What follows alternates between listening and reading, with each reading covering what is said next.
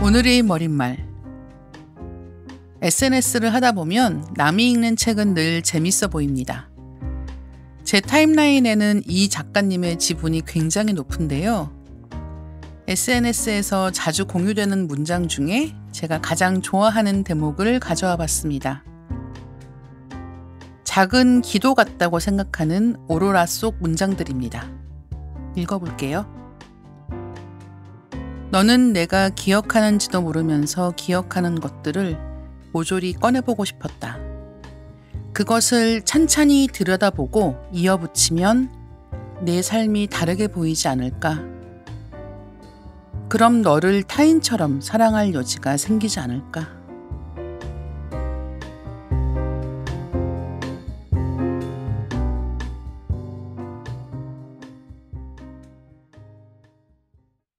안녕하세요. 리딩 케미스트리에 오신 여러분 환영합니다. 저는 진행을 맡은 이다혜입니다. 최진영 작가님이라고 하면 구애 증명을 가장 먼저 떠올리시는 분들이 많을 텐데요. 한 SNS에서 최진영 작가라고 검색을 해보니 인기 있는 게시글들이 저마다 다른 책을 언급하고 있어서 재밌었습니다. 오로라, 쓰게 될 것, 어떤 비밀, 내가 되는 꿈, 단 한 사람 이야기가 차례로 보였거든요. 특정 작품에 국한된 게 아니라 최진영 작가님의 세계를 사랑하시는 분들이 참 많다고 느꼈습니다. 저 역시 그런 독자 중 한 사람입니다. 오늘은 최진영 작가님을 모시고 작가님의 소설 세계에 대한 이야기를 나눠보겠습니다. 최진영 작가님 안녕하세요. 안녕하세요. 네, 잘 지내고 계셨나요? 네, 초대해 주셔서 감사합니다. 네. 작가님 책 좋아하시는 분들께는 오늘 너무 좋은 자리가 아닐까라고 생각을 하고 있는데요. 지난 겨울 어떻게 보내셨는지 궁금한데요. 네, 지난 겨울 너무 정신 없었죠. 이제 제가 연말에 제주에서 파주로 이사를 했고요. 네. 그리고 가장 최근에는 오로라를 보고 싶어서 핀란드에 갔다 왔어요. 어머. 제 인생 두 번째 해외여행. 그래서 첫 번째 해외여행은 2019년에 몽골 갔던 거. 네. 그러고 나서 이제 올해가 태양 활동 극대기라고 해서 오로라를 볼 가능성이 있다는 걸 알고 그럼 가보자 해서 2월 9일에 갔다가 엊그저께 돌아왔습니다. 그래서 겨울이 그냥 사라져 버렸어요. 근데 너무 좋은 네. 여행이었겠어요. 보셨어요? 네, 하루 봤어요. 되게 운 좋게 그냥 로바니에미의 숙소를 잡아서 4일 동안 있었는데 그중에 하루에 오로라가 꽃 피어가지고 딱 하루 봤습니다. 저는 못 봤거든요. 네. 근데 오로라 보신 분들 얘기 들어보면 정말 막 이렇게 약간 기적 같은 느낌? 네. 기적을 보고 있는 것 같은 믿을 수 없는 느낌 같은 게 있다고 하더라고요. 네, 너무 근데 오로라를 사실은 영상이나 사진으로 많이 봤잖아요. 네. 그래서 전 약간 마음에 그 의심이 있었어요. 영상이나 사진이 더 멋있지 않을까? 그래서 실제로 보면 오히려 실망하지 않을까? 이런 어떤 의구심을 가지고 갔는데 그 의구심 모두 사라졌고 실제로 그렇게 볼 수 있다는 게 사실은 운이 많이 따라줘야 되는 일인데 딱 하루 운이 따라줘가지고 왜냐하면 하늘이 흐리거나 구름이 끼거나 그럼 못 보니까. 네. 근데 제가 봤던 때는 보름달이 되게 밝은 날이었는데도 잘 보이더라고요. 네, 그래서 실제로 봤다 됐다 그러고 왔죠. 너무 멋있었어요. 근데 두 번의 해외여행이 몽골도 그렇고 핀란드도 그렇고 네. 약간 하늘 관측하기 좋은 곳에 가신 것 같은데 네, 네. 실제로 연관이 있나요?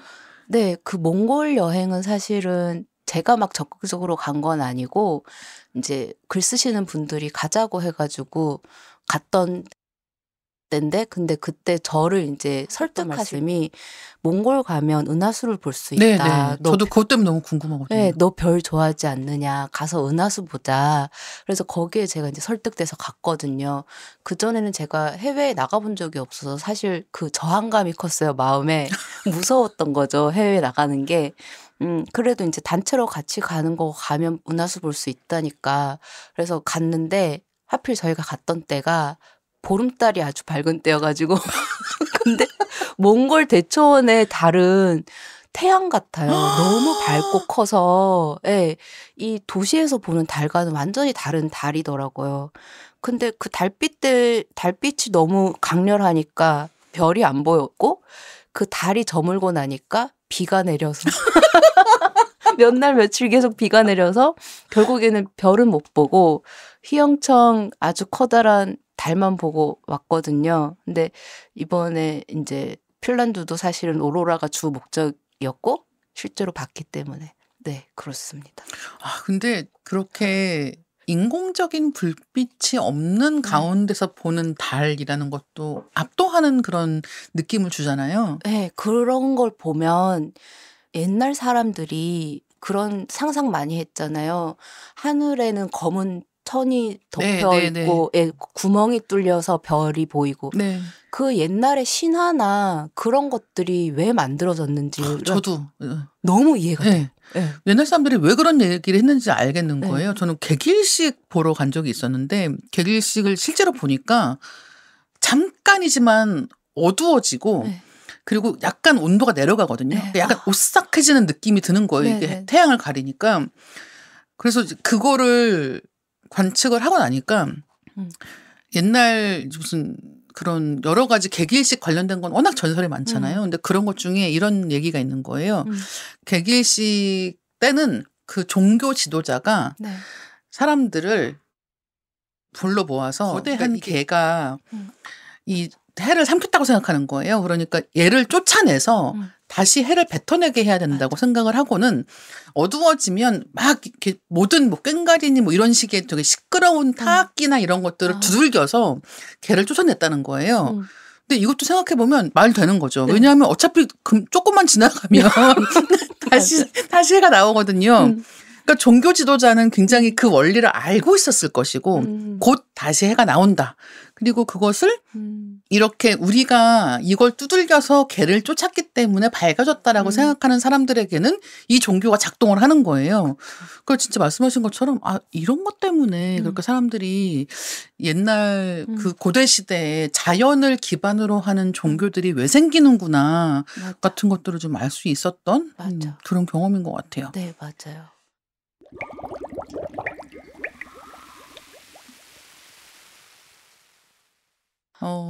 이야기 시작하면서 최진영 작가님 소개를 드리겠습니다. 본인을 앞에 두고 본인의 이력에 대해서 잠깐 읽어볼 텐데요.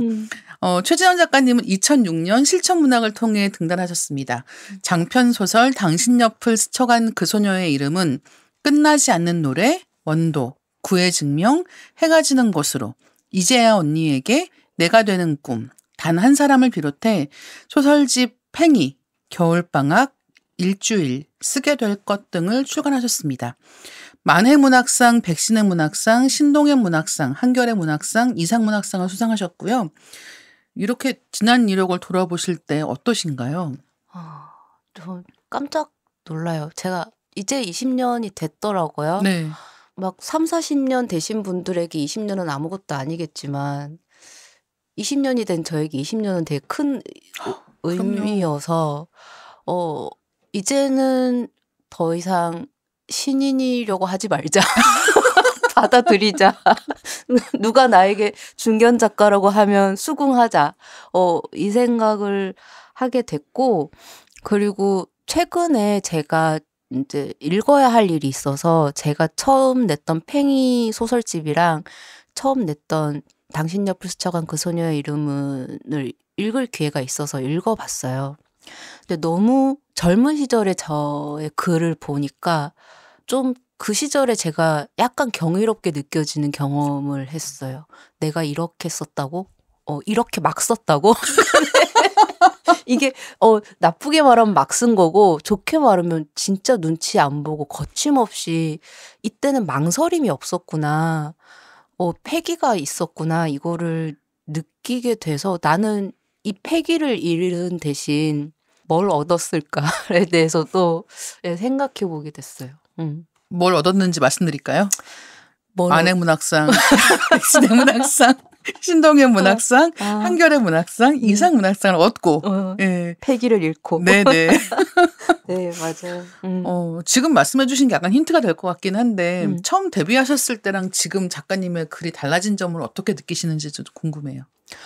굉장히 이어진 얘기지만 그때는 망설이지 않고 눈치 보지 않고 저에게 어떤 이전에 쓴 저의 글이란 게 없었기 때문에 진짜 하고 싶은 대로 쓰고 싶은 대로 썼던 것 같아요. 그런데 글을 쓰면 쓸수록 어떻게 보면 저의 데이터가 쌓이는 거잖아요. 예, 그리고 저의 이력이 쌓이는 거고 그러면 정말 그러고 싶지 않아도 눈치를 보게 됐더라고요. 예. 정말 상은 아무것도 아닌데 그냥 만해문학상이라는 타이틀이 생겨버리면 그다음 글을 쓰는 게 좀 훨씬 조심스러워지고 예. 자기갱신을 해야 될 것 같고 그러면 글을 쓸 때 훨씬 더 망설이는 지점도 많은 것 같아요. 예. 그래서 패기를 잃은 대신 신중함을 얻었다. 뭐 이렇게 정리를 해보고 싶습니다. 근데 왜 그 지금 말씀해 주신 것 중에서 그 경력이라는 것과 수상 이력이라고 하는 것 두 가지를 좀 더 얘기해 보면 좋을 것 같은데요. 그러니까 왜 아까 이제 중견 작가라는 말을 들어도 이제 받아들여야 된다라고 네. 말씀하셨잖아요. 근데 이게 되게 어려운 게 매번 글을 쓸 때 어려운 건 똑같잖아요. 네, 맞아요. 처음 시작할 때보다 20년 쌓인 만큼 쉬워진 일이 아니라는 거예요. 매번 새로운 걸 써야 하니까. 네. 네. 그리고 그 과정에서 나는 여전히 어떤 새로 만든 이야기에 대해서 새롭게 평가받고 싶고 좋은 평가를 받고 싶고 많이 읽히고 싶고 이런 욕망 어떻게 보면 일종의 인정 욕구 같은 것을 느끼는 거는 처음 데뷔하던 때랑 달라진 게 없는데 밖에서 볼 때는 이 사람은 이제 좀 단단하게 쌓여 있으니까 맞아. 좀 그런 것에 이렇게 이른바 연연하지 않고 시원하게 자기 거 할 거야라는 환상이 또 있잖아요. 근데 내가 느끼는 주관적인 나라는 사람은 사실 그때랑 지금이랑 그렇게 큰 차이가 없지 않습니까? 그쵸. 그러니까 그 정도 글을 썼으면 20년 동안 글을 썼으면 단편 하나 뚝딱 쓰는 거 아니야라고 생각하실 수도 있어요. 근데 전혀 그렇지가 않고 이전에 내가 글을 썼다는 경험이 지금 나의 글쓰기에 도움을 주는 것은 저는 단 하나인 것 같아요. 어쨌든 쓰긴 썼다. 그러니까 내가 지금 이 글을 어떻게 시작해야 될지 몰라서 되게 우왕좌왕하고 있지만 과거에도 새로운 글을 쓰기 전에는 나는 늘 우왕좌왕했었다. 그렇지만 시작을 했고 끝을 냈다. 요 경험이 전부인 것 같아요. 그리고 새로운 글을 써야 되니까 이전에 썼던 글쓰기가 저에게 어떤 뭔가 큰 힘을 주기보다는 오히려 이전에 썼던 것과는 다른 것을 써야 한다는 압박감이 더 큰 것 같더라고요. 네. 그리고 이 연장선에서 수상 이력 얘기도 같이 할 수 있을 것 같거든요. 그러니까 이 어쨌든 소설이라고 하는 창작 작업 자체가 혼자 쓰는 게 아니라 이게 읽혀야 되는 직업이다 보니까 네. 어떤 작품, 특정한 작품이 상을 받으면 이런 걸 원하는 것인가? 라고 하는 생각을 하게 될 것 같거든요. 그러니까 이를테면은 이런 수상 이력이 없을 때는 이런저런 내가 할 수 있는 여러 가지를 다 시도해보자 라는 식으로 모험할 수 있는 여지가 있다고 하면 수상 이력이 생기면 어떤 방향성을 나한테 원하는 게 있나라는 식의 생각이 들 것 같기도 한데 어떠신가요?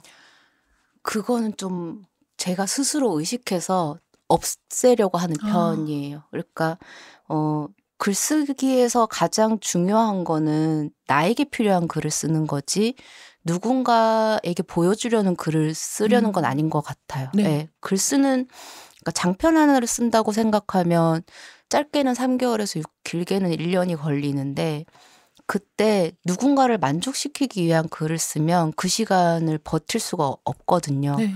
근데 1년 동안 글을 쓰는 시간을 버티기 위해서는 결국에는 나를 위한 글을 써야 그 1년을 버틸 수 있더라고요. 그것을 조금씩 깨닫기 시작했고 그래서 남들이 원하는 글보다는 지금 내가 쓰면서 새로 배울 수 있고 지금 나에게 필요한 글을 쓰자라는 거에 좀 더 집중하게 됐죠. 네.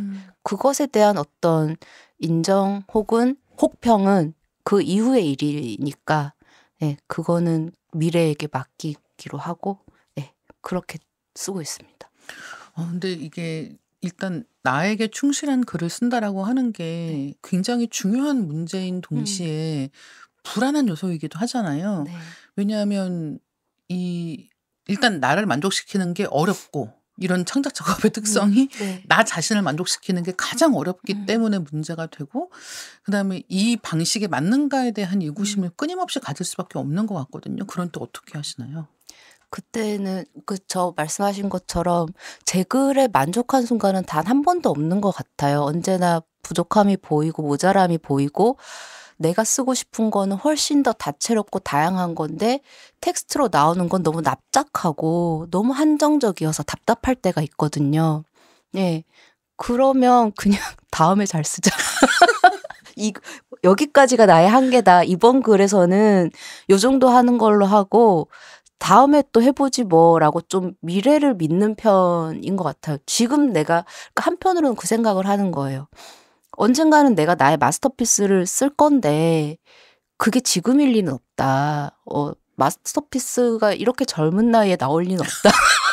그거는 나중에 나올 것이다. 그러니까 지금 내가 내 인생의 대표작을 쓰려고 하지 말고 좀 더 믿고 기다리고 미래의 나에게 그 기회를 주자. 그래서 그냥 인정하고 수긍하는 편이에요. 지금 이것이 나의 한계다라고. 네. 긍정왕. 네. 예. 그렇게 생각을 해야 계속 쓸 수 있는 것 같아요. 근데 진짜 그렇네요. 네. 계속하게 만드는 건 역시 그런 어떤 낙관 같은 게 필요하고 네.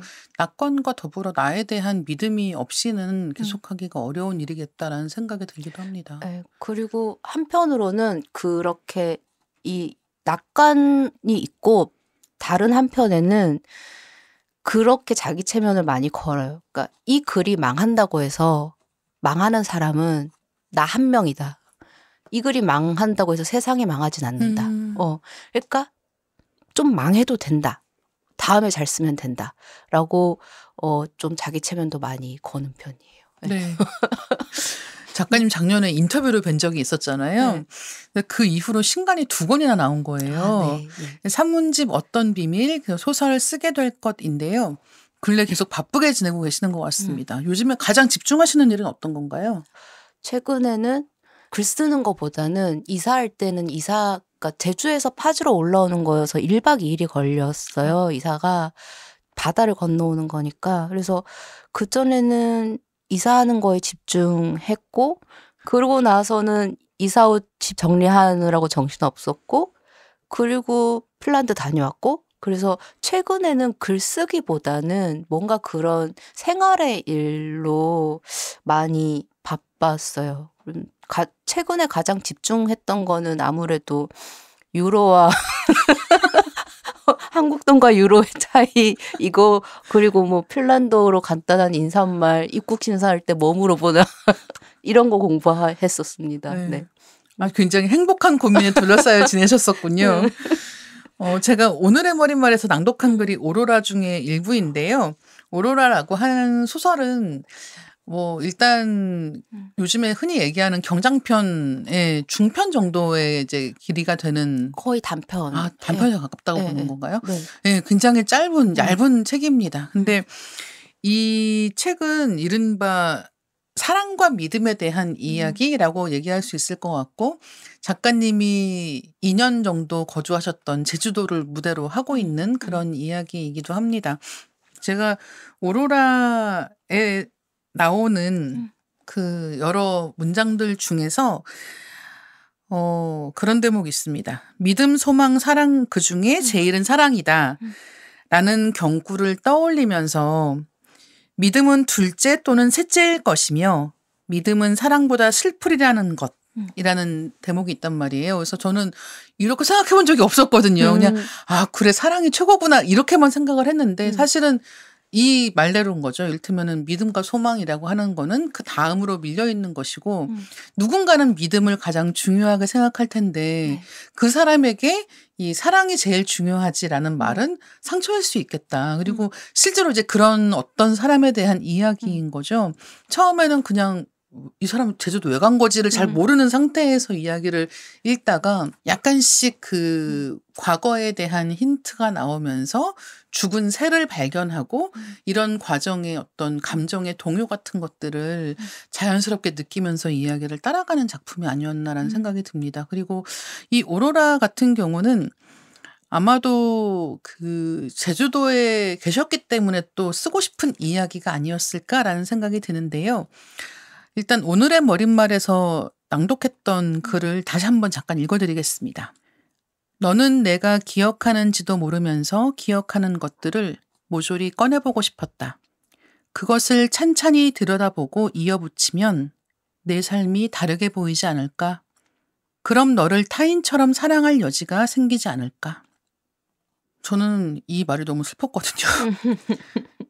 그러니까 자기 인생이라고 생각했을 때 충분히 사랑할 수 없는 사람이 오히려 자기 인생에서 거리를 두고 남의 인생처럼 자기를 들여다볼 때야 사랑할 여지를 줄 수 있다라고 생각할 때 그 쓸쓸한 마음 같은 게 굉장히 잘 묻어난다고 생각을 했는데요.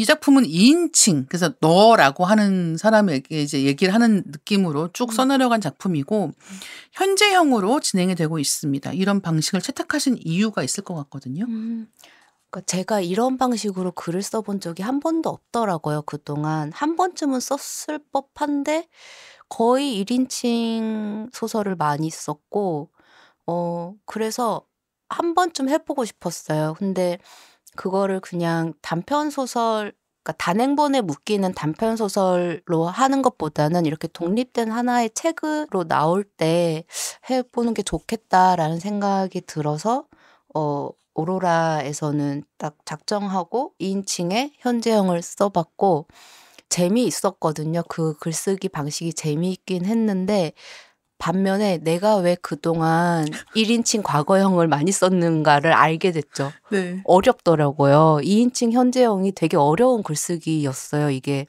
그래서 이번에 한 번 했으니까 됐다. 다음은 없다. 이 생각도 좀 했어요. 네. 그 어렵다는 지점이 어떤 것인지에 대해서 좀 더 말씀해 주실 수 있으실까요? 이게 한국어 문법이 사실은 좀 저는 40년 넘게 한국말을 구사하고 살고 있지만 문법에 맞게 말한 적은 거의 없는 것 같고 사실은 외국인이 한국어를 훨씬 더 문법에 맞게 잘 쓴다고 맞아요. 생각하거든요. 네. 마치 우리가 영어를 문법에 맞게 말해야 된다는 강박이 있는 것처럼. 그렇지만 현지인은 그렇지 않잖아요. 그래서 이거를 현재형으로 쓴다는 게 상당히 어려운 일이구나. 그러니까 현재형으로 쓰면 과거와 미래가 막 뒤죽박죽이 되면서 생각을 많이 해야 되더라고요. 그래서 저 같은 경우는 그렇게 막 그 문법을 열심히 생각하면서 글을 쓰는 것보다는 그 내용 자체에 집중하는 글쓰기가 더 좋아서 과거형이 편하다. 모든 걸 였다. 그쵸. 그랬다. 네. 이렇게 하는 게 편하다. 맞아요. 네. 그렇네요. 어떻게 보면 과거형은 시제를 크게 신경 쓰지 않고 네. 일어난 사건을 다 하나의 시간대로 네. 모으는 거잖아요. 맞아요. 근데 현재형 어려워요. 네. 제주도에 사시면서 이 오로라를 쓰셨지 않습니까? 그래서 근래 출간된 책 중에서 어떤 비밀, 오로라 이런 책들이 제주라는 장소가 글 속으로 녹아든 그런 글이라는 생각을 하게 됩니다. 그래서 제주도에 지내실 때 그 글 쓰는 것과 관련한 달라진 점들이 있다면 어떤 게 있었을까요? 거의 없는 편이었던 것 같아요. 왜냐하면 저는 글 쓸 때는 루틴이 거의 똑같거든요. 화장실 가는 시간까지 비슷해요. 글 쓸 때는. 그래서 저는 어디 외부에서 글을 잘 못 쓰고 제 방에서 사람이 없는 공간에서 정오부터 그러니까 낮 12시부터 저녁 5시까지 글 쓰는 거를 20년 동안 해와서 그거는 별 차이가 없었는데 창밖으로 보이는 풍경 자체가 다르고 들리는 소리가 다르니까 그렇죠. 그 영향은 받는 것 같아요. 그러니까 제가 육지에서 오로라를 썼다면 그 제주의 겨울 풍경과 그 바람 소리와 죽은 새의 이야기는 생각을 못했을 것 같아요. 그건 제주도에 살아봤으니까 쓸 수 있었던 이야기라는 생각이 듭니다. 근데 그 왜 그런 얘기도 쓰셨잖아요. 왜 속초 이야기, 에세이에서 속초 네. 이야기 쓰셨을 때, 뭐, 다른 친구들이 직업이나 이런 것들을 꿈꿀 때 나는 장소를 꿈꿨다라고 이제 네. 이야기를 하신 부분이 굉장히 인상적이었고, 음. 그게 속초였단 말이죠. 산문집에서는. 네. 근데 속초도 바다가 가까운 곳이고, 네. 제주도 바다가 가까운 곳이잖아요. 네. 그래서 그렇게 뭔가 물 근처에 있는 장소에 대해서 특별하게 애착 같은 게 있으신 걸까? 이거 궁금했거든요. 산은 올라가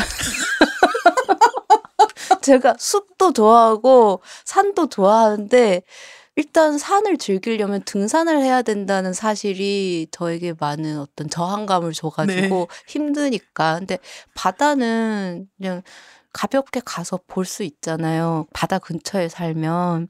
그래서 더 바다를 선호하는 면도 있고, 사실은 제가 우주, 밤하늘을 좋아하는 것처럼 심해에 대한 바닷속에 대한 호기심과 궁금증이 상당히 커요. 왜냐하면 인간은 바닷속을 그렇게 모른다고 하잖아요. 우주에 대해서 훨씬 더 많이 알지 심해에 대해서는 밝혀진 게 거의 없고 들어갈 수가 없으니까 일단. 예. 우주는 우주선을 타고 나가면 되지만 예. 언젠간 우주선도 타보고 싶고. 근데 아무튼 그렇게 인간이 잘 알지 못하는 세계에 대한 것이 상상력을 자극하고 인간은 잘 알지 못하기 때문에 그것에 대해서는 무엇이든 쓸 수 있다라는 가능성이 있어서 저는 바닷속에 대한 호기심도 많거든요. 네. 그런 것도 저를 자극하는 것 같아요. 네. 혹시 그러면 수영도 가시나요? 수영을 못하고 제주도에 살면서 여름바다에 딱 2번 가봤어요. 3년을 살았는데 이제 제가 제주도에 살면서 책을 5권을 내고 나왔거든요. 3년을 살면서. 일단 장편 소설 하나 썼고 소설집 하나 냈고 그 오로라 짧은 소설 냈고 그 원도 개정판 냈고 마지막으로 산문집 하나 내고 나왔어요. 그건 무슨 말이냐면 제주도에서 일만 했단 얘기거든요. 방에 앉아서 글만 쓰고 글 쓰지 않을 때는 육지에 일 보러 나오고 그러느라고 제주도를 제대로 즐기질 못했어요. 근데 이게 또 어떻게 보면 너무 당연한 게 제주도에 사는 사람들도 바다에 가려면 연차를 써야 돼요. 거기는 생활의 터전이니까. 그러니까 제주도를 정말 즐기는 방법은 여행을 가는 거더라고요. 그렇네요. 네, 한 4박 5일 날 잡고 여행을 가면 제주 동서남북을 누리면서 바다도 가고 오름도 가고 할 수 있는데 거기가 생활의 터전이 돼버리면 거기서 일을 하게 돼요. 네, 그래서 그 깨달음을 얻고 나왔습니다. 여행을 가자. 제주도. 아니 근데 그런 얘기하는 경우도 있더라고요. 그러니까 사실 작업실이 사는 곳과 연결되어 있을 때가 많으니까 이렇게 사는 곳을 혹은 지내는 곳을 좀 멀리 가서 지내는 작가님들의 경우에는 종종 그러니까 일테면은 뭐 서울이나 경기도나 이런 데 있으면 사람들이 연락을 너무 많이 한다는 거죠. 그러니까 뭐 사적으로 뭐 그냥 친한 뭐 작가나 친구나 뭐 이런 뭐 얼굴 한번 볼까? 뭐 잠깐 나 여기 왔는데 한번 볼까? 이런 식으로 거절하기도 되게 힘들고 이런 식의 일들이 많아지기 때문에 어떻게 보면 그냥 아예 단절하고 어딘가에 처박혀 있으면 글 쓰는 능률이 높아진다라는 식의 이야기를 하기도 하거든요. 그런 게 작가님께도 통한 것이었을까요?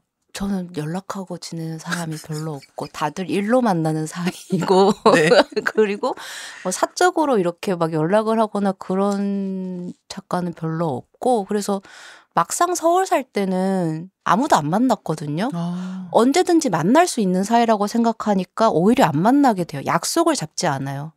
근데 제주도에 내려가 있으니까 제주에 내려온 김에 보자가 되는 거예요. 아 진짜? 예. 네.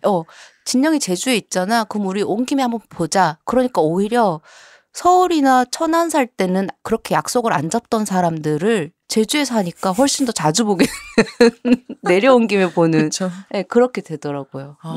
그래서 오히려 전 역전됐어요.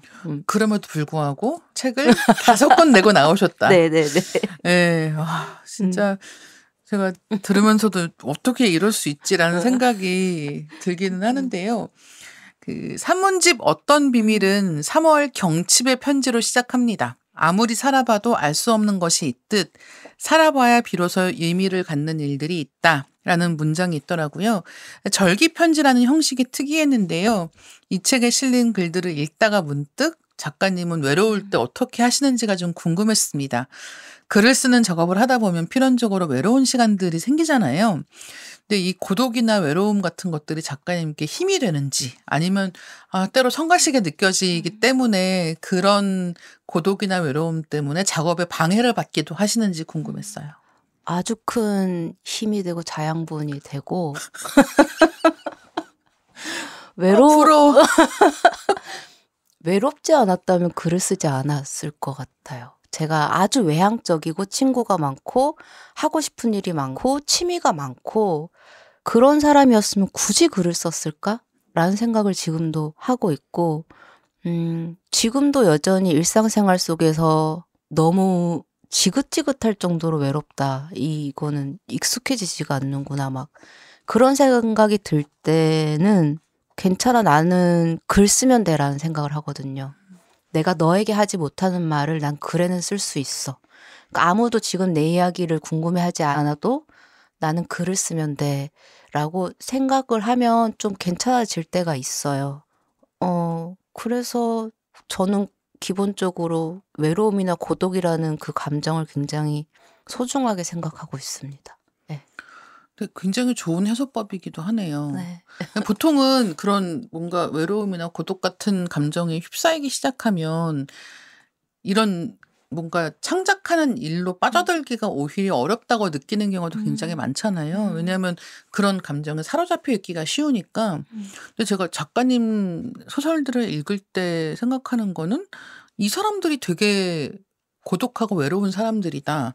그게 엄청 잘 전달된다. 이런 생각을 할 때가 많이 있고 그게 약간 그런 쓸쓸함 같은 것을 달래주는 느낌이 들 때가 되게 많거든요. 그러니까 이 주인공은 내가 모르는 사람이고 이 주인공도 나를 모르겠지만 그럼에도 불구하고 이런 감정 속에 있는 게 내가 혼자가 아니라는 느낌 같은 거를 받을 때가 있어서 굉장히 좋은 것 같습니다. 근데 그런 게 어떻게 보면 작가님이 느끼는 그런 감정들이 주인공들에게 투영되는 부분들도 있을 수 있겠다는 생각이 들어요. 네.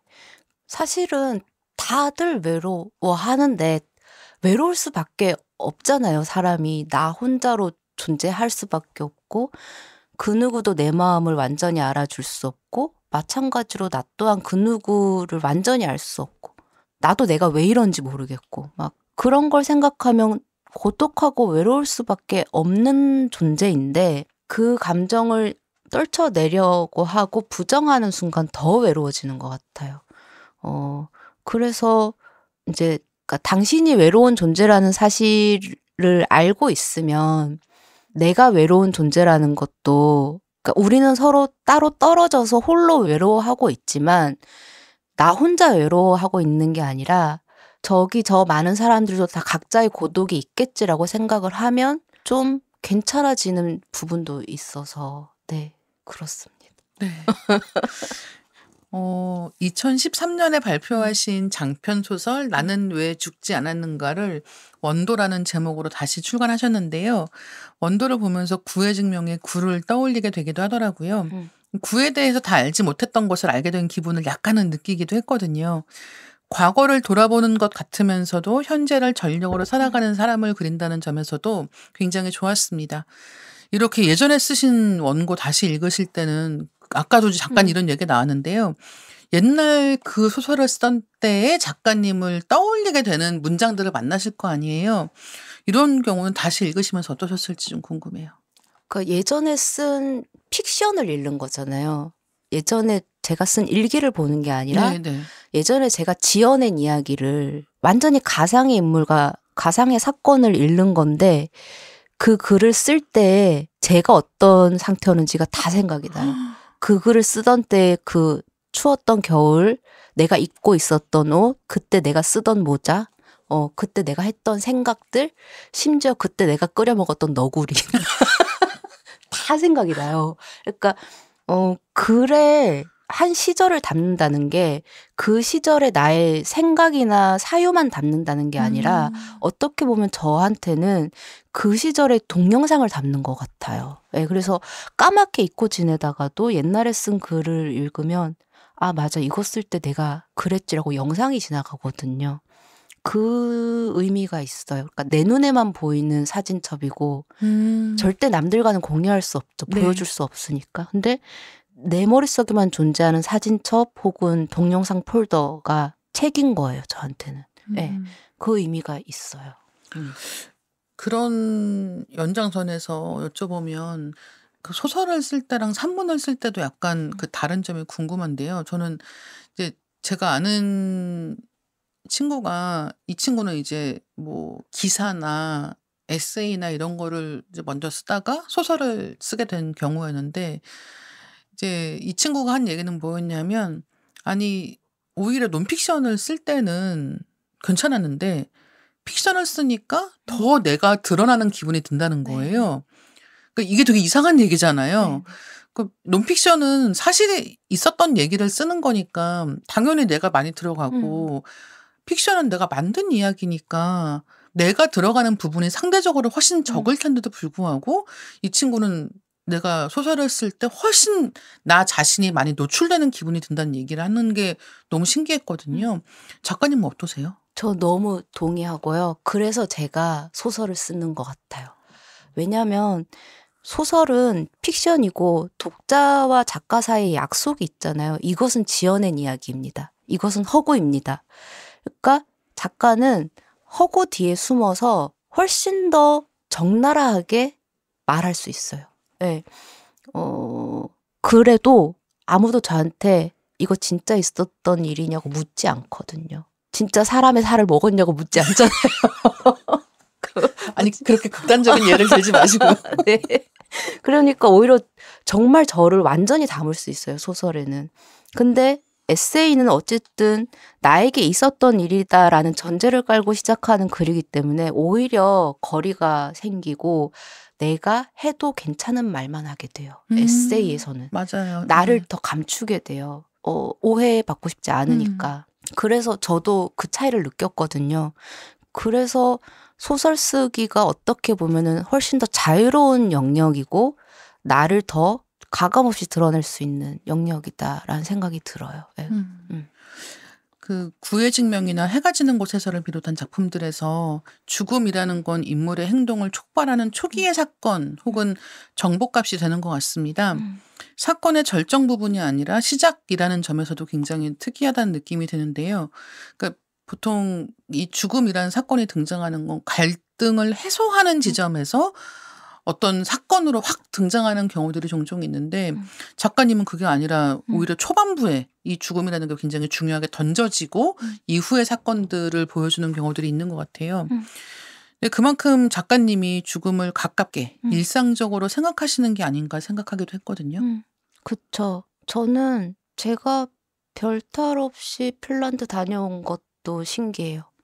그러니까 그만큼 언제든지 무슨 일이든지 생길 수 있다라는 거를 늘 염두에 두고 있고, 그러니까 늘 죽음이란 걸 가까이 두고 있는데 그거는 무슨 말이냐면 그만큼 삶을 굉장히 강하게 느끼고 있어요. 그러니까 죽음을 생각하지 않으면 이 삶도 되게 희미해지거든요. 근데 이 삶이 언젠가 끝나고 지금 끝날 수도 있다라는 걸 감각하면 삶이 되게 확 다가오더라고요. 그래서 제가 사랑이라는 거에 집중하는 이유도 사실은 죽음을 생각하고 상실을 생각하면 사랑에 집중하게 되거든요. 네. 지금 이 사람이 나에게 좀 실수를 했더라도 내 마음에 상처를 입혔더라도 이 사람이 지금 당장 사라질 수도 있는 존재라고 생각을 하면 이 상처 그렇게 중요하지 않아요. 사랑이 중요하지. 맞아요. 존재가 중요하고 그렇게 뭔가 사랑과 삶을 더 강하게 느끼기 위해서 저는 오히려 그 반대라고 생각하는, 사실은 한 덩어리이지만 상실과 죽음에 좀 더 집중해 보는 것 같아요. 네. 아니 지금 말씀 듣다가 좀 엉뚱한 얘기가 떠올랐는데 어떤 사람이 그러니까 이른바 되게 불륜을 많이 하는 사람이었는데 네. 이 사람이 여성들을 유혹하는 단골 멘트 중에 하나가 그거였대요. 죽음을 생각해봐라. 아, 그러니까 지금 당신이 생각하는 네. 뭐 가족, 뭐 사회적 지위 이런 세속적인 우리가 생각해야 되는 많은 것들이 있잖아요. 근데 그런 게 아니라 네가 당장 죽는다고 생각해봐라. 네가 지금 가장 강렬하게 원하는 게 무엇이냐. 그 보통 거기서 사랑이 나온다는 거예요. 그쵸. 그게 메멘토 모리 카르페 네, 디엠이잖아요. 맞아요. 네. 그러니까 진짜 그냥 생의 한가운데서 죽음을 생각해라. 그때 지금 당신의 머릿속에 무엇이 있느냐라고 해서 불륜을 많이 저질렀다는 이야기가 있었는데 그쵸. 그만큼 어떻게 보면은 사람들이 가지고 있는 근본적인 욕망이라고 하는 것, 그러니까 우리가 그냥 일상생활을 하면서는 너무 사랑받고 싶다 이런 얘기는 하지 않지만 사실은 그렇게 죽음이라고 하는 거를 밀접하게 생각하고 큰 일을 겪은 경우에는 오히려 우리가 지금 내가 사랑하고 사랑받는 것이 무엇보다 중요하구나라는 깨달음으로 이어지기도 하겠다는 생각이 들어요.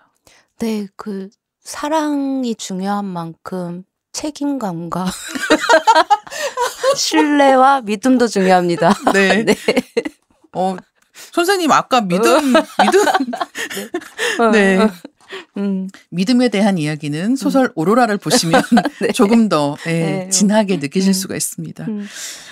제목 지으시는 방법도 궁금한데요. 이 책 제목이라는 건 아무래도 작가가 짓는 일도 있지만 편집부 의견이 굉장히 강하게 반영되는 경우들도 많지 않습니까? 근데 예를 들면 뭐 당신 옆을 스쳐간 그 소녀의 이름을 제외하고는 대체로 제목이 짧고 심지어 이제 나는 왜 죽지 않았는가 같은 경우도 설명적인 제목을 이제 개정판 내시면서는 원도로 바꿨단 말이에요.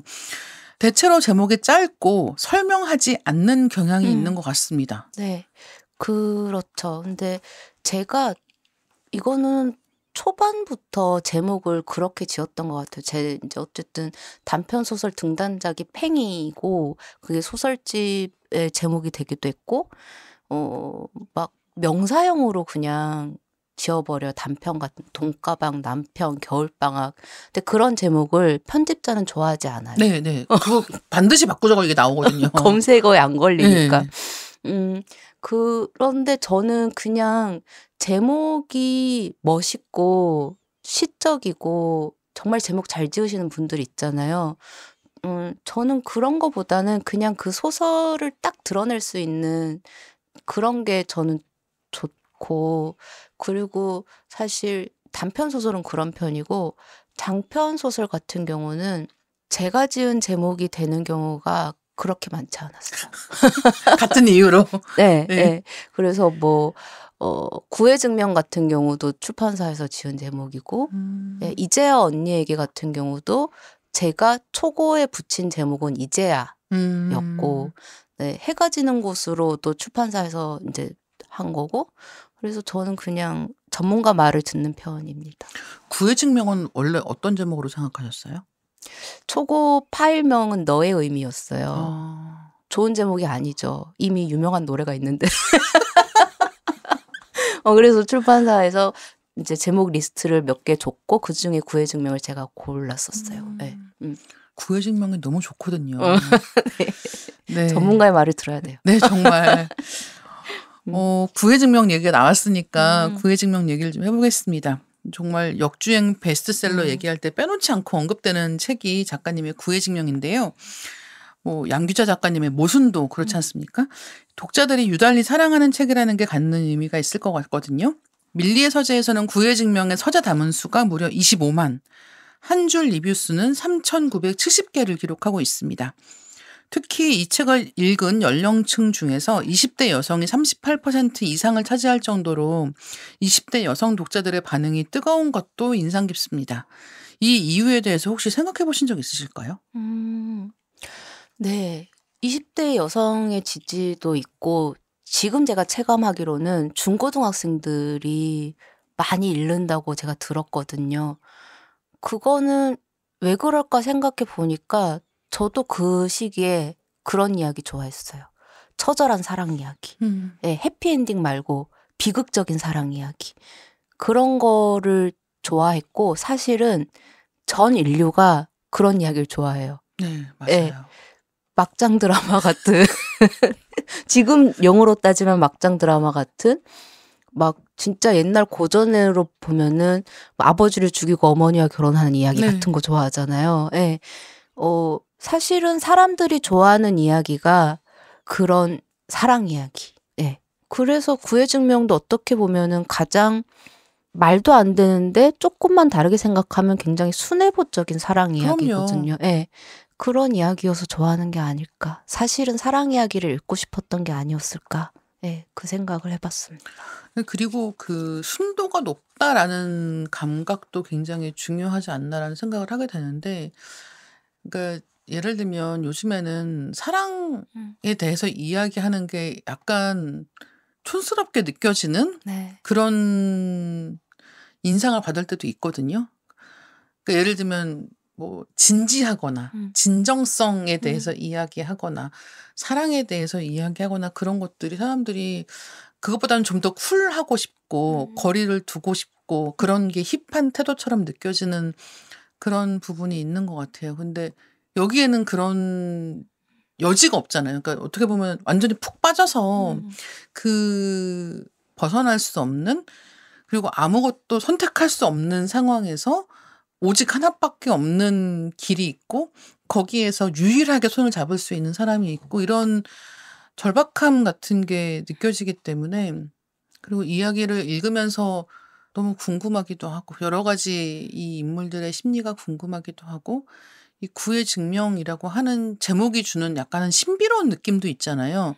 구가 사람 이름이라는 걸 몰랐을 때 느껴지는 그쵸. 이게 무슨 뭘까라는 음. 느낌도 있고 여러 가지가 이렇게 혼합된 결과가 아닌가라는 생각이 들고, 그리고 이 책을 읽으면서 느끼게 되는 정말 그 강렬한 감정이라는 게 무엇보다도 매혹적이지 않나라고 생각을 하게 됩니다. 그래서 작가님께서는 혹시 구해증명 다시 읽으시기도 하시는지 궁금했어요.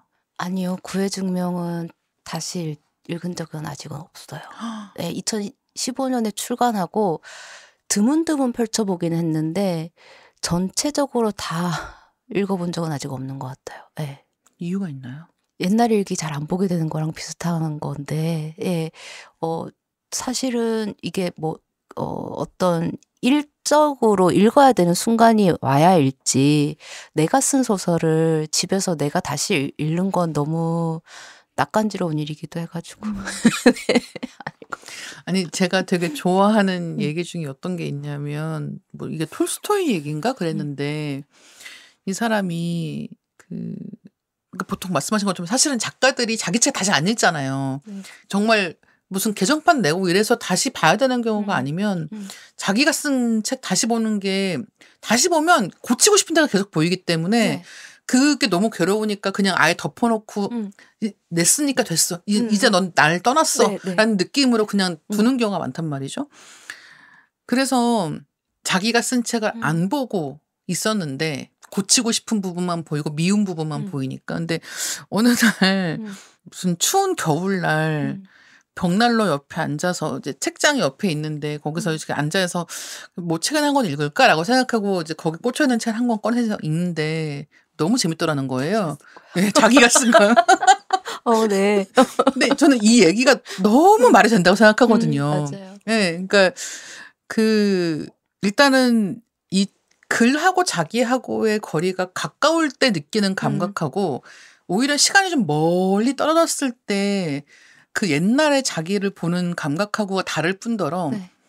그 놀랍게도 자기가 쓴 글은 아무리 미워도 자기가 좋아하는 거에 에센스예요. 맞아요. 예. 네. 내가 제일 좋아하는 거. 맞아. 내가 제일 좋아하는 인물. 맞아. 내가 제일 좋아하는 단어의 조합. 이런 것들이 있기 때문에 자기가 쓴 글이 미워 보이기가 쉽지가 않습니다. 그러니까 내 취향의 집약체. 예. 진짜. 네. 그래서 이게 되게 신기한 이야기 같지만 어떤 단계에서는 그렇기 때문에 다 미워 보이는 때가 있고 어떤 단계에 또 이르면 얘 어디 갔어? 약간 이런 느낌으로 되게 애틋하게 과거의 글을 바라보게 되지 않나 싶어요. 너무 공감이 되는 말씀이에요. 예. 그 최진영은 어디로 갔을까요? 어디로 갔니? 그리울 때가 있죠. 그 시기에. 근데 누구나 그리운 과거가 있듯이 예, 저도 그립긴 한데 좀 또 새로운 최진영을 찾아 떠나야죠. 이 구해증명 작가의 말에 이런 대목이 있습니다. 나는 대체 무엇을 하고 있는 것일까? 알 수 없지만 사랑하고 쓴다는 것은 지금 내게 가장 좋은 것이다. 저는 구해증명을 비롯한 작가님 소설들의 주인공이 정말 이런 인생의 거리두기를 하지 못하는 사람들처럼 느껴지는 부분이 굉장히 좋거든요. 근데 또 한편으로는 이런 인물들을 움직이게 하려면 작가님도 에너지를 많이 소모하시겠다라는 생각이 들어요. 그쵸. 제가 에너지를 소모하는 거는 글 쓸 때밖에 없어요. 나머지 생활은 그다지 에너지를 쓰지 않고 약간 흘러가는 대로 흘러가리라는 주의고 되게 좋아하는 취미도 없고 식성이 까다롭지도 않고 그냥 다른 거는 그냥 두는 편인데 글 쓸 때는 그래도 좀 집중을 많이 하거든요. 네, 그래서 에너지 소모가 많이 되는 한편 그때만 에너지를 소모한다. 글 쓸 때만. 네, 그런 편입니다. 이 구와 담의 이야기는 현실적인 것 같으면서도 굉장히 판타지 같은 면이 있단 말이에요. 자신의 모든 것이기도 한 구가 죽은 뒤 담은 손톱부터 살점까지 먹기 시작합니다. 가장 육체화된 형태의 애도이기도 하고 또 동시에 이런 애도가 제3자가 보기에는 엽기적이라는 사실이 굉장히 슬프게 다가오기도 하는 거예요. 그리고 이제 이 구해증명이라는 제목이 어떤 뜻인지를 알게 되고 나면 더 막 이 모든 상황이 받아들이기 힘들 정도로 너무 아프게 느껴진단 말이에요. 그래서 그 구와 담이라는 캐릭터 역시 작가님께는 굉장히 각별하지 않았을까라는 생각이 듭니다. 당시에 쓰실 때 이야기 혹시 기억나시는 게 있으시면 나눠주시면 어떨까요? 구의 증명 쓰던 당시에 그때 역설적으로 제가 커다란 시련을 겪고 얼마 지나지 않아서 사랑을 굳이 해야 되나? 사랑 이렇게 힘든 거 왜 해야 되지?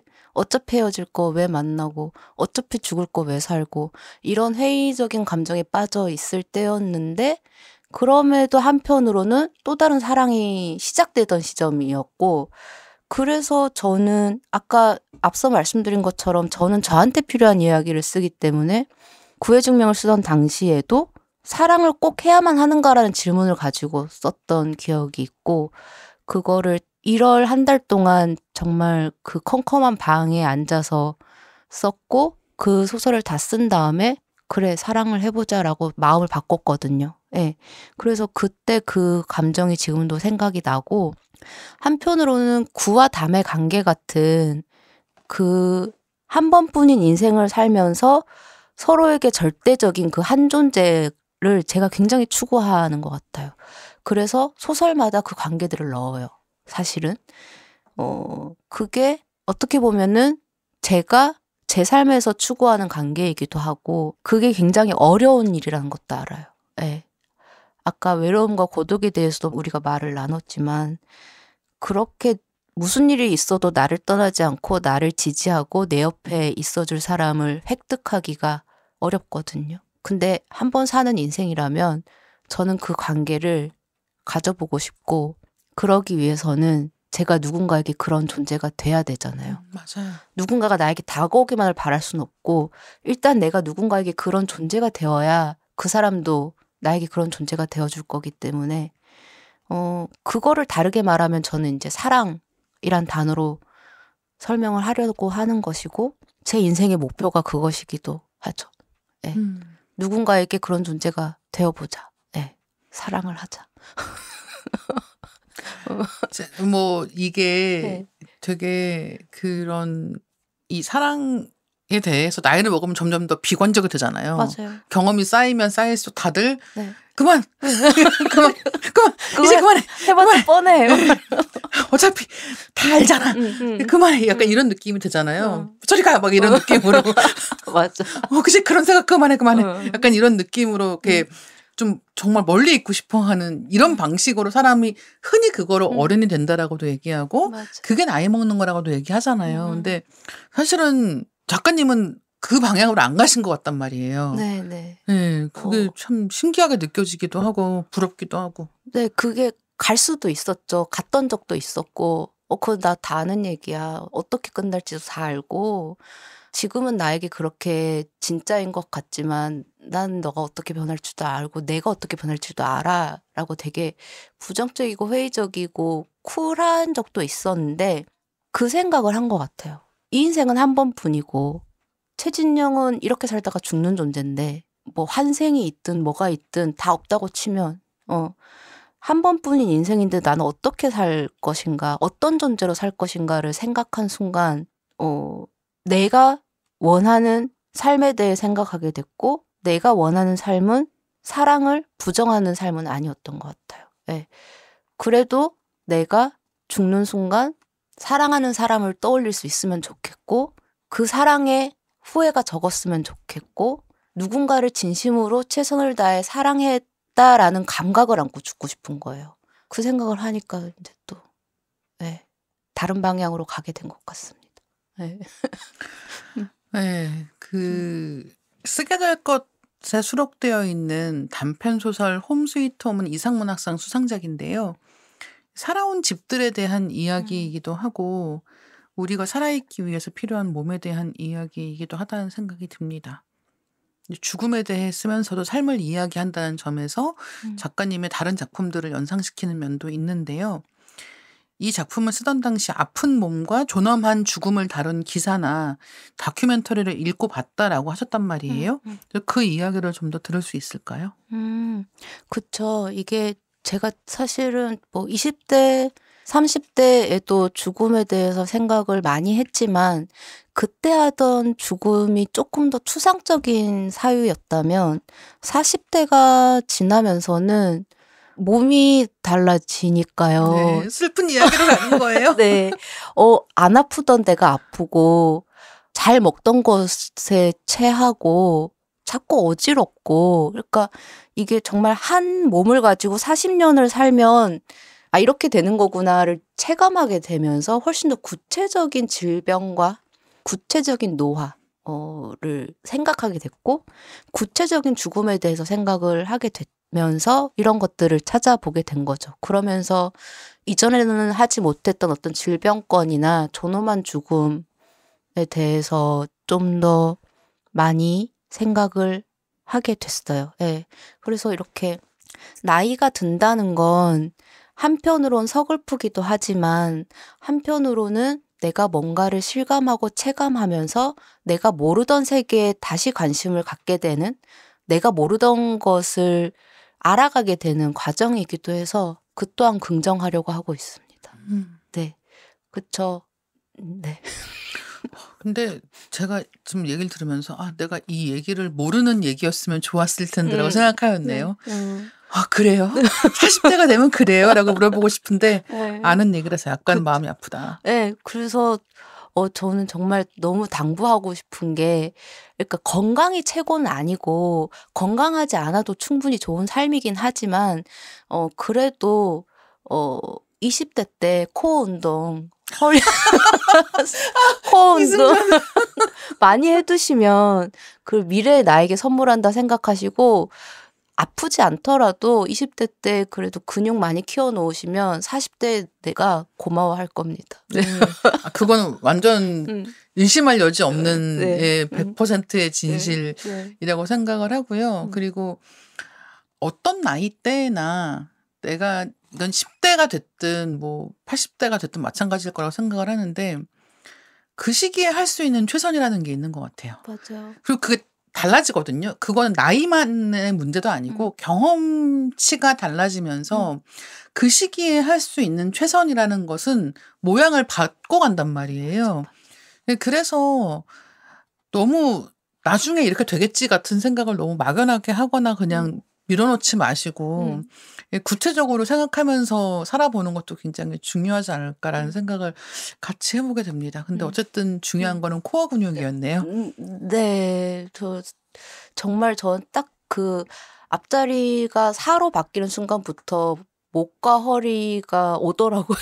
그래서 네, 젊었을 때 좀 많이 해놓을 걸이라는 후회를 요즘 하고 있습니다. 네.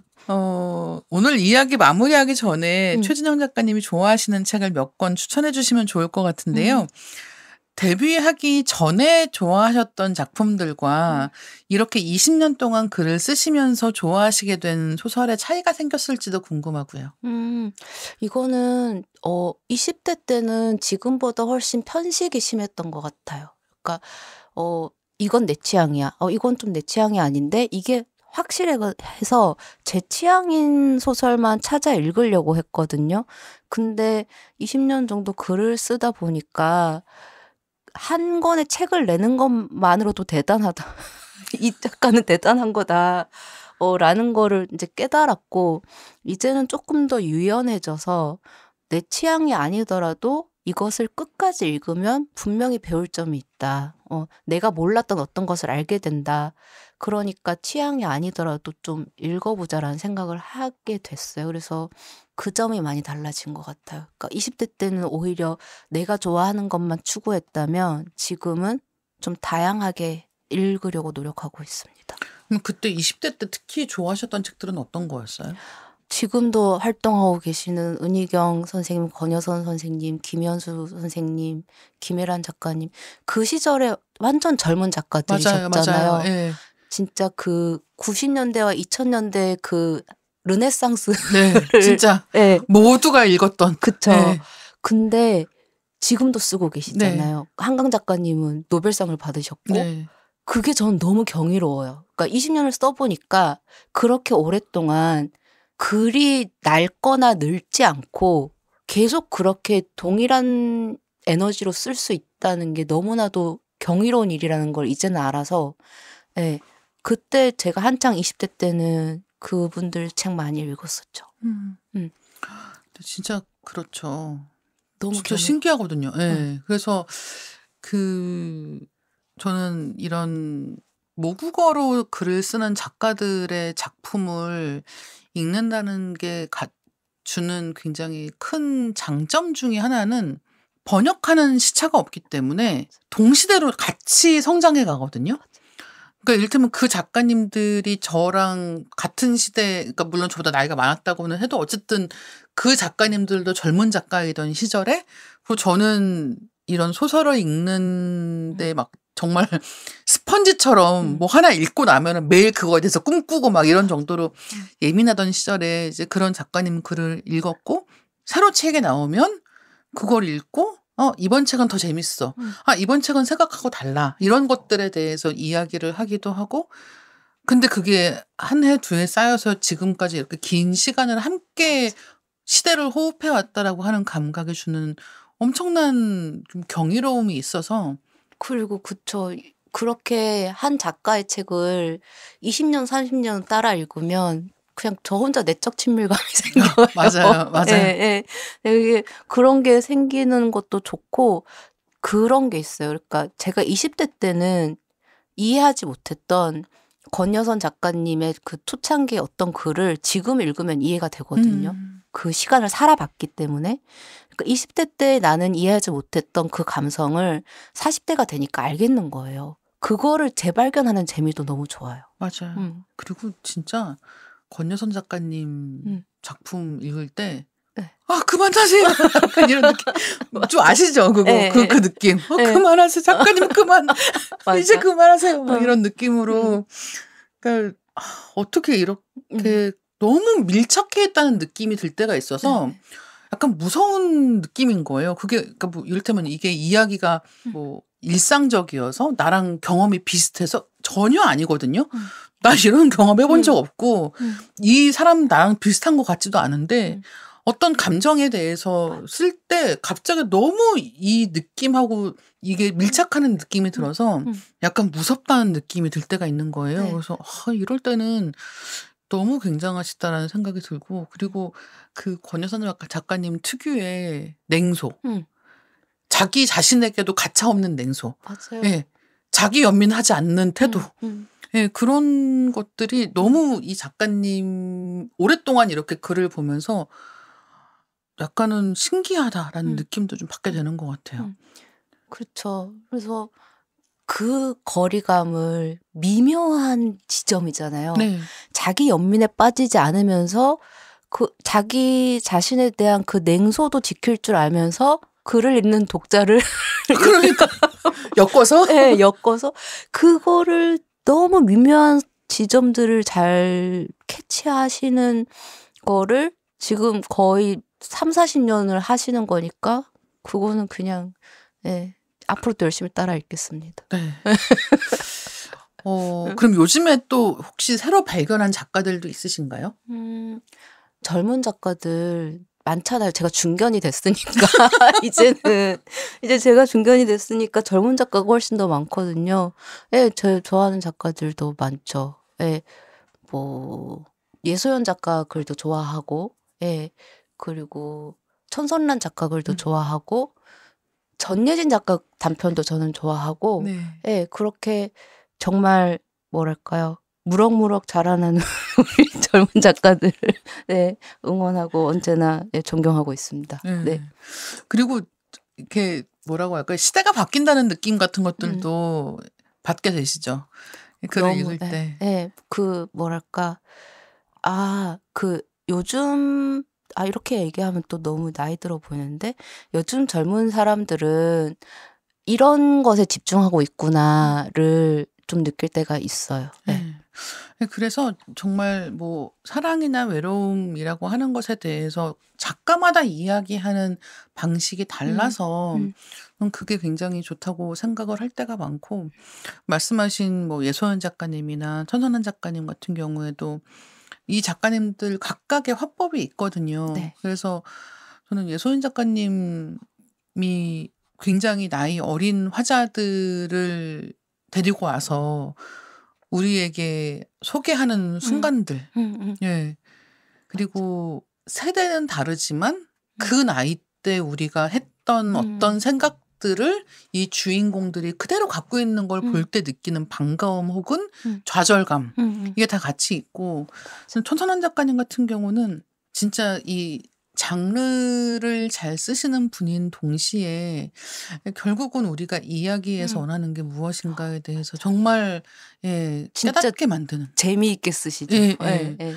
예. 그래서 그런 맞아. 작품들 읽을 때 쾌감이 있는 것 같다는 생각이 듭니다. 그리고 아마 최진영 작가님 좋아하시는 독자님들 역시 작가님 책을 읽으면서 같이 나이 먹어간다는, 같이 성장해간다는 그런 감격도 있을 것이고, 그다음에 읽을 때마다 어떻게 이런 이야기를 생각했을까, 혹은 이런 주인공들을 만들었을까라는 감탄을 매번 하게 되지 않나라고 생각하게 됩니다.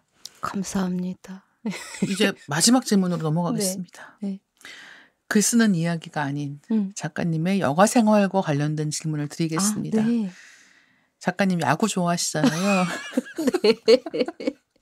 한화 이글스의 2025년 시즌 전망을 말씀해 주신다면? 이제 구장도 새 구장이고, 예, 구장도 새로 지었고, 저는 큰 기대하지 않고 와일드카드전까지 가는 5위 딱 보고 있습니다. 5위만 해도 된다. 5위만 해도 큰 기대 아닌가요? 저 근데 막 지난 시즌에 막 초반 며칠 동안 1위 했었거든요. 예. 8연승하고 이랬었어요. 그때 너무 설레발을 쳐가지고 막 1위 예상하고 막 이렇게 또 설레발을 쳤던 경험이 있어서 1위에서 5위면 많이 떨어진 거 아닌가. 네. 10개 구단 중에 중간만 하자. 네, 이 생각하고 있습니다. 네, 저는 제 회사에서 제 옆자리 동료도 한화 이글스 팬이거든요. 네. 그래서 말씀하신 그 연승하는 기간에 얼굴이 밝아요. 네. 그리고 사무실에서도 괜히 야구 보고 있거든요. 근데 8연승 할 때는 정말 진짜 1위 할 줄 알았어요. 그러니까요. 네. 근데 야구는 끝까지 해봐야 끝나야 끝난 것이고 네, 맞아요. 항상 그렇기 때문에 근데 저는 항상 한화 이글스 생각하면 응원이 멋있다라는 생각 항상 하고 있고 그쵸. 그리고 혹시 현장에 가서 보시기도 하나요? 야구장에 가서? 아니요, 야구장에 간 적은 없어요. 항상 중계를 보시나요? 네. 제 방에서 편하게 보는 걸 좋아해서 보는데 말씀하신 것처럼 막 10대 2로 지고 있는데 막 최강 한화 응원할 때. 최강 하나라고 하고 나는 행복하다고 하고 그게 어떤 그 삶의 깨달음을 줘요. 이기고 지는 게 중요한 게 아니라 행복이 중요하구나. 이기고 지는 게 중요하잖아요. 그래, 그쵸. 그 스포츠 정신이 좀 부족해가지고 자꾸 9위 10위를 하는 것 같기도 한데 그래도 이제 커다란 어떤 삶의 철학 같은 걸 생각하면 오늘 지면 내일 이기면 되지 뭐 이렇게 생각하게 되고 그래서 네, 그 응원가 들으면 저도 행복합니다. 맞아요. 아니 그래서 진짜 근데 말씀하신 거가 딱 맞는 것 같아요. 세상에 뭐 스포츠 좋아하시는 분들 다 마찬가지일 거고 축구 좋아하시는 분도 마찬가지일 것이고 배구 좋아하시는 분, 농구 좋아하시는 분들 다 그럴 텐데 야구 좋아하는 사람들도 항상 야구 보면서 그런 이게 인생이지 같은 생각하거든요. 네, 맞아요. 초반에 그렇게 점수를 많이 내더니 마지막에 다 털려서 진다든가. 맞아. 네. 그다음에 되게 알 수 없는 진짜 외야의 천사가 있나 싶도록 알 수 없는 순간에 경기가 말려버리면 이상한 실책도 계속 나오고 그렇죠. 갑자기 플라이볼을 못 받아. 네, 맞아요. 심지어 공을 못 찾아. 막 이런 일이 생기는 거예요. 맞아요. 그런 때 느끼는 이건 뭘까? 왜 할 리 없는 실수를 하면서 이 경기를 지게 되는가. 네, 그런 생각도 진짜 하게 되고 그리고 너무 잘하는 선수가 막 부상 때문에 갑자기 시즌 오프되고 막 이럴 때 느끼는 되게 복잡한 감각도 있고 그리고 말씀하신 그 진 경기라고 해서 다 싫은 건 아니거든요. 네, 맞아요. 물론 이긴 경기가 훨씬 좋긴 하지만 진 경기도 다 같은 게 아니어서 항상 왜 중계 보면 그런 얘기 많이 하잖아요. 오늘 경기 잘 져야 내일 경기가 잘할 수 있다고. 근데 실제로 그런 걸 느끼니까 그런 거는 이게 내가 하는 일에서도 마찬가지라는 생각이 드는 거예요. 모든 결과가 좋기를 바라고 모든 공을 안타로 연결짓기를 바라는 게 아니라 결국은 아무리 잘해도 3할 오픈 때 맞아. 그리고 아무리 못 쳐도 또 한 1할 몇 푼은 치거든요. 네, 맞아요. 그렇게 잘하는 사람과 못하는 사람이 차이가 크기도 하고 작기도 한 건데 맞아. 그럼 그중에서 내가 놓친 공에 대해서 어떻게 반응할까 이런 것은 결국은 이걸 내가 이번에 잘 되지 않은 일이라고 해도 어떻게 받아들이고 다음 단계로 넘어갈까 하는 생각들하고 연결된다는 느낌을 많이 받고 맞아. 그래서 은은하게 이 스포츠 경기에 매일의 승패에 울고 웃는 것이 이런 삶에 도움이 된다는 생각을 많이 하게 돼요. 맞아요. 졌지만 잘 싸웠다. 이거 중요하고 저는 그럴 때 있어요. 막 진짜 막 17대 5로 지고 있어요. 이번 게임은 이길 수가 없는 게임이고 너무나도 이게 진 게 분명한 게임인데 그런데도 타자들이 안타를 치면 전력으로 달려요. 진짜. 이건 이길 수가 없는 게임인데 너무 다들 공 하나 볼 하나에 최선을 다하고 있는 걸 볼 때 좀 반성하는 지점들이 있죠. 질 게임이라도 최선을 다해야 한다. 그죠. 근데 참고로 말씀드리면 그런 경기에서 경기 포기하는 선수들이 꼭 있다. 그러면 나는 그걸 보는 순간 갑자기 피가 거꾸로 솟으면서 전력을 다해서 달려라 라고 요구하게 되는 거죠. 그래서 진짜 어쩌다 보니까 야구 얘기를 신나게 하게 되었는데 너무 재밌네요. 그렇죠. 너무 좋죠. 그리고 이 게임이 이기고 지는 것도 중요하지만 나의 기록을 쌓아가는 것도 중요하잖아요. 맞아요. 그래서 질 게임에서라도 나의 기록을 쌓는 거 이런 것도 되게 좀 깨닫는 바가 있고. 그렇죠. 그리고 팀 바꾸면서 성적이 바뀌는 경우도 있지 않습니까? 그래서 맞아요. 어쨌든 이게 항상 지금 이 순간에 충실한 게 중요하기도 하지만 그게 전부는 또 아니라서 늘 그런 생각을 하면서 새 시즌엔 좀 잘했으면. 네, 맞아요. 말은 오이라고 했지만 추울 때도 야구 보고 싶습니다. 이렇게 이 추위에 야구를 하는구나 그거 느껴보고 싶습니다. 하나 이글스 잘해라. 네. 화이팅.